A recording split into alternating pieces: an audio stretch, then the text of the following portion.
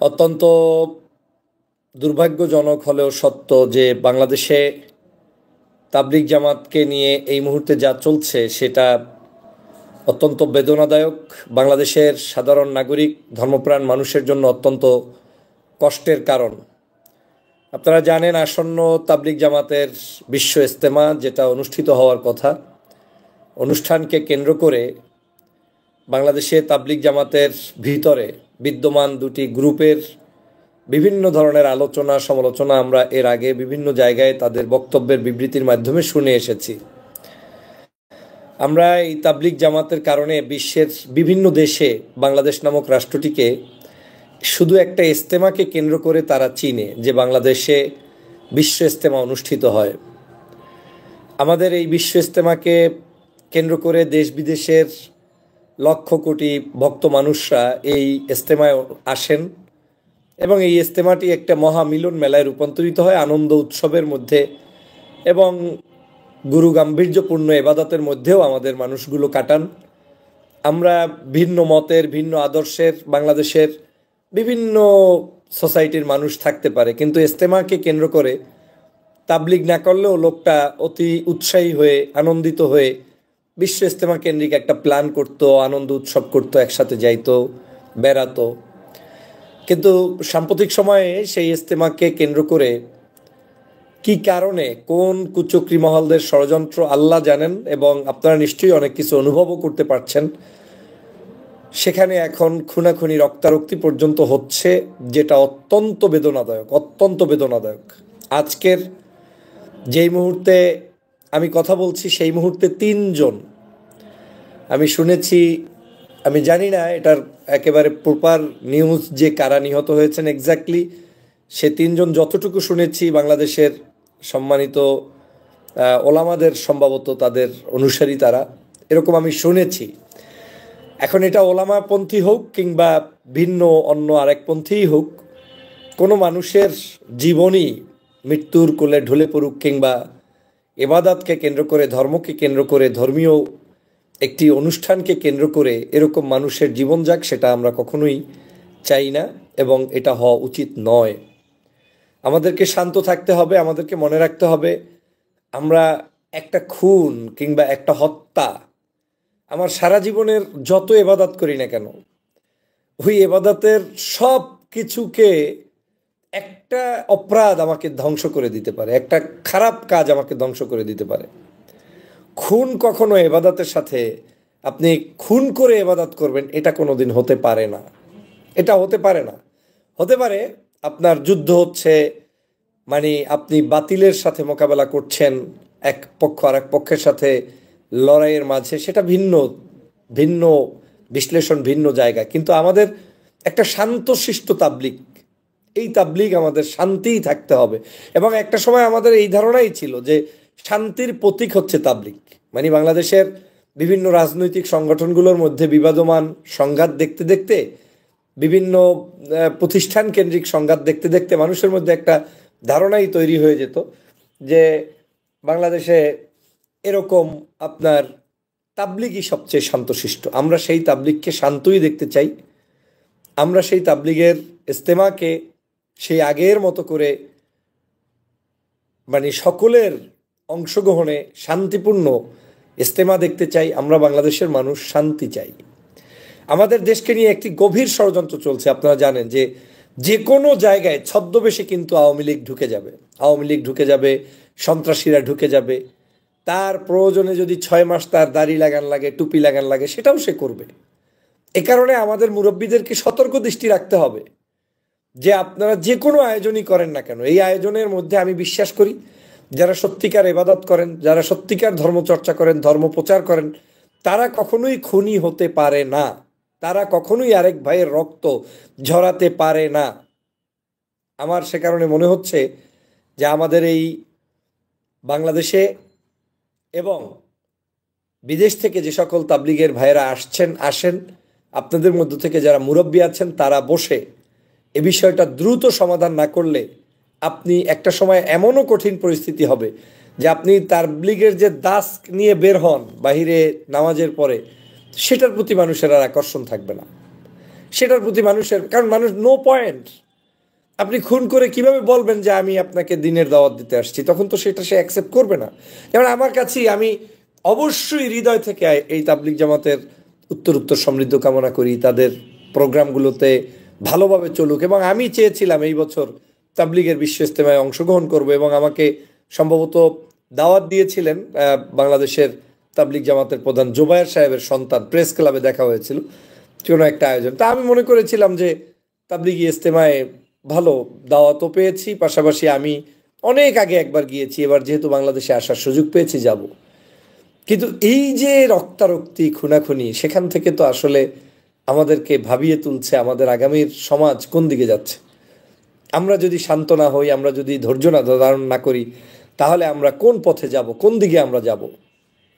আমাদের পক্ষ নাই, পক্ষ যাই থাকুক, সব পক্ষকেই ধৈর্য ধারণ করতে হবে। আমাদের বাংলাদেশে একটা সমস্যা হচ্ছে, এই পক্ষ আর জোড়া লাগবে বলে আমার মনে হচ্ছে না, কারণ কোনো জায়গা থেকে একটা কিছু বের হলে ওটা বেরই হয়ে যায়। এটা রাজনৈতিক সংগঠনের ক্ষেত্রে একই অবস্থা হয়।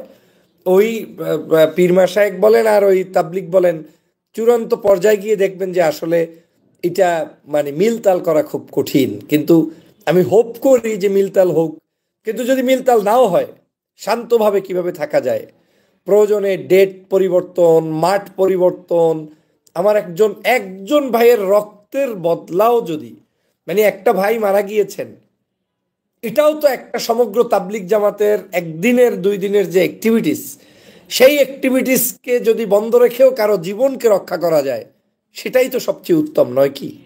আপনি যদি নিশ্চিত জানেন যে আপনার পাশের ভাইটাকে একটু পরে কেউ মারবে, আপনাকে যদি কেউ বলে যে আপনার এই অনুষ্ঠানটা ক্যান্সেল করেন, ভাইটা অন্তত বেঁচে যাবে, আপনি কি করতেন? অনুষ্ঠান ক্যান্সেল করে ভাইকে বাঁচাতেন। আমাদের এই সংঘাত কোনোভাবে কাম্য নয়। যে মানুষটি মৃত্যুবরণ করেছে, আল্লাহ তাদেরকে জান্নাতুল ফেরদাউস দান করুক। এবং এমনও হতে পারে সে জানেও না যে তাকে আজকে মারা যেতে হবে, এবং কে তাকে আঘাত করবে সেও জানে না। হয়তো সাধারণ তাবলিগের একজন সদস্য, এই ভাইটি হয়তো তিনি কোনোভাবেই বুঝতেছেন না যে মানে তিনি হয়তো কোনো রকম, তিনি তো মাঠে কাজ করছেন কিংবা নামাজ পড়ে আসছেন, অথবা কোন পন্থী আমি তো এক্স্যাক্টলি বলতে পারি না, যেটা পত্রপত্রিকায় বুঝলাম বা অনেকের কমেন্টস করছেন সেখান থেকে, যে সম্ভবত এই বাংলাদেশের জোবায়ের সাহেবের পন্থী মানুষই মৃত্যুবরণ করেছেন।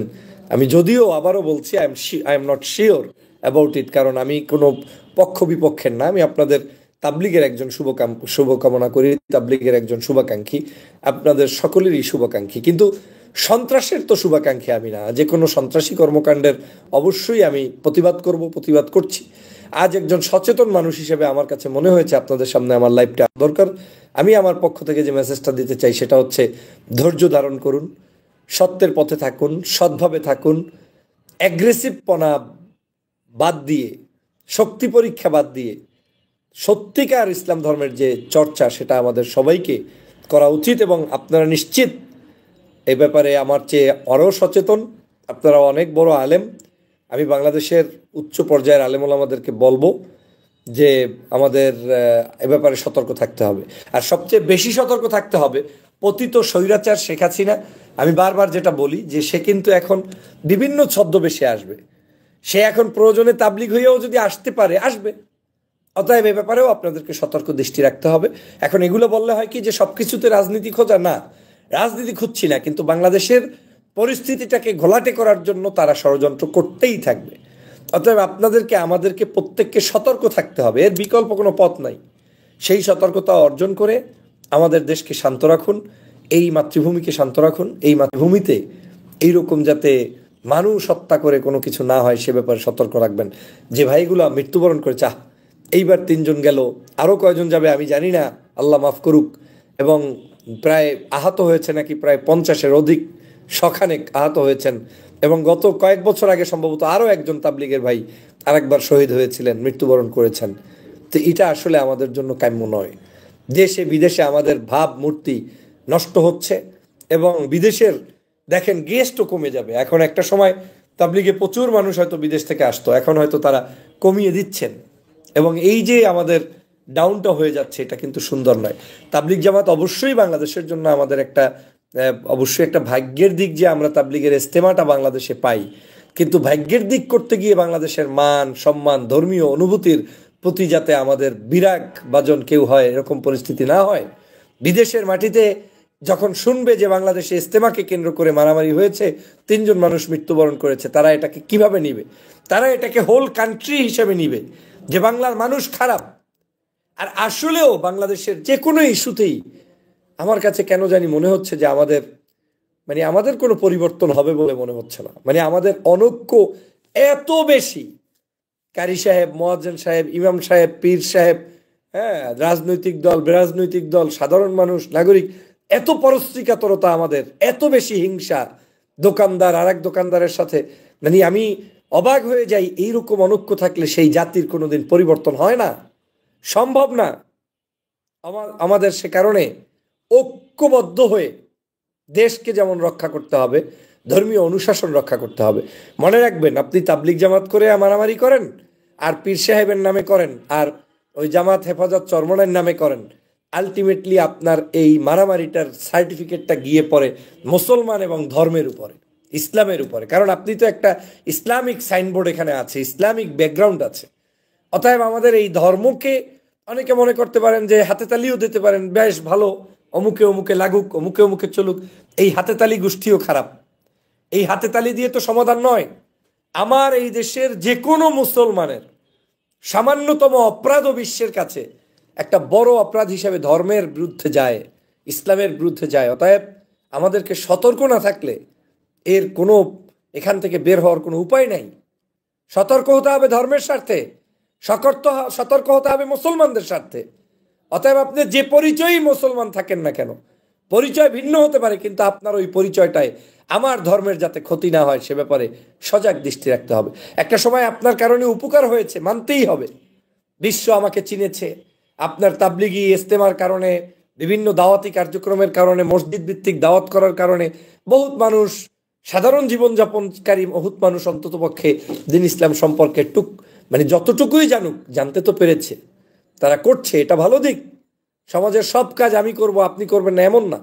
কিন্তু এমনটা না হয় যে আপনার এই ভালো কাজগুলো আজকের এই খুনাখুনির কারণে, কি ভাষায় বলবো, 3জন মানুষ কি কারণে রাতের বেলা হত্যা হবে? কি কারণটা কি?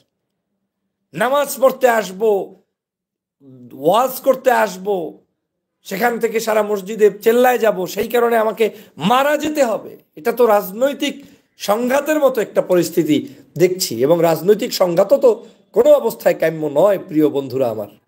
অতএব দেশ বিদেশে আপনারা যারা আমার শুভাকাঙ্ক্ষী, শুভানুদ্দারী রয়েছেন, বা তাবলিগের কয়জন এখানে আছেন আমি জানি না, আপনাদের প্রতি আমার উদাত্ত আহ্বান থাকবে, আসুন আমরা ভেদাভেদ ভুলে যাই, ঐক্যের পথে চলে আসি, ছোট ছোট বিষয়গুলোকে ছাড় দেওয়ার মানসিকতা পোষণ করি। এবং বাংলাদেশে একটা জিনিস দেখলাম, ছাড় মোটে দিতে চায় না।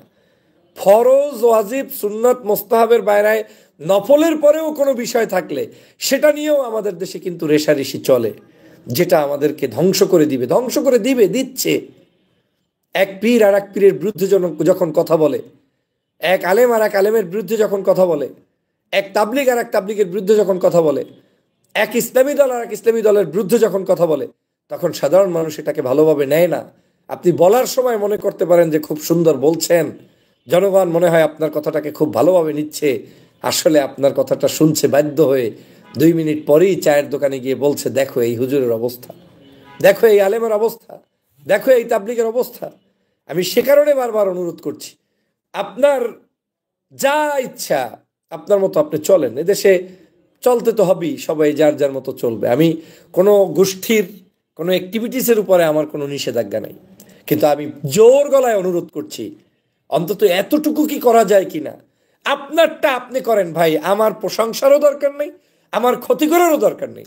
আপনার ইমামগিরি আপনি করেন, আপনার পীরগিরি আপনি করেন, আপনার তাবলিগগিরি আপনি করেন, আপনার দলগিরি আপনি করেন, কিন্তু অন্ততপক্ষে এতটুকু নিশ্চিত করেন যে আপনি আপনারটা সারাদিন বলে যান, মাইকটা নাই বলে যান, কিন্তু আপনি আমাকে নিয়ে কোনো মন্তব্য, একে অপরকে নিয়ে কাদা ছড়াছড়ি, একে অপরকে গালিগালাজ করা, একে অপরের কাজকে বর্গি বাজাইয়া টাইনে ধরা, ঠ্যাং টেনে বসে থাকা, এটা আমার কাছে মনে হচ্ছে যে কোনোভাবে সুন্দর হবে না, এটা ধ্বংসের কারণ হবে। এভাবে চাললে একটা জাতির উন্নতি হয় না। এই দেশের রাজনৈতিক যেমন বড় সমস্যা আছে, এর চেয়েও ভয়ানক সমস্যা হচ্ছে we don't have any unity. আমাদের জাতির মধ্যে ইউনিটি নাই, এত বিভক্ত। আমি নিজে অবাক হই এবং সম্ভব হয় না, অনেক সময় অনেক কথা বলতে গিয়েও বলি না, খারাপ লাগে, কষ্ট লাগে যে বিভক্তিটা বেড়ে যাবে। আমাদের এই বিভক্তি বন্ধ না করলে এই দেশের কোনো কল্যাণ হবে না, হবে না, হবে না। যা সরকার যাবে, সরকার আসবে, দল যাবে, দল আসবে, নেতা যাবে, নেতা আসবে, কিন্তু বাস্তবিক অর্থে কোনো পরিবর্তন হবে না। সহনশীলতা, আমাদের দেশে সহনশীলতা এত বেশি জরুরি, সহমর্মিতা, শ্রদ্ধাবোধ, ভালোবাসা এত বেশি জরুরি, এটা আমি বুঝাতে পারবো না। আমরা সামান্য ইস্যুতেও একজনের পাশে বসতে পারি না, অথচ আমার খাবারটা হালাল আছে কিনা খবর নাই, আমার ব্যক্তি জীবন কেমন চলছি সেটার খবর নাই, পারিবারিক জীবন আমি কেমন চলছি সেটার খবর নাই। আমরা অন্যের কর্মকাণ্ড নিয়ে ব্যস্ত। প্রিয় বন্ধুরা আমার, যাই হোক, আমাদের সবাই মিলে এই দেশকে রক্ষা করতে হবে, দেশের মানুষকে রক্ষা করতে হবে। এদেশের সকল ধর্মপ্রাণ মানুষের অ্যাক্টিভিটিস চলমান থাকুক, কিন্তু সেটা শান্তির মধ্য থেকে যেন হয়। এবং যারা এই সংঘাত করে মানুষদেরকে হত্যা করে, সে যে হোক, তাদেরকে শাস্তির আওতায় আনতে হবে, বিচার করতে হবে। সে যে পন্থী, যে দলের হোক, আমার আপন ভাই কোনো সংঘাত করলে তার বিচার আপনাকে করতে হবে। না হয় এই শান্ত সমাজটা অশান্ত হয়ে যাবে।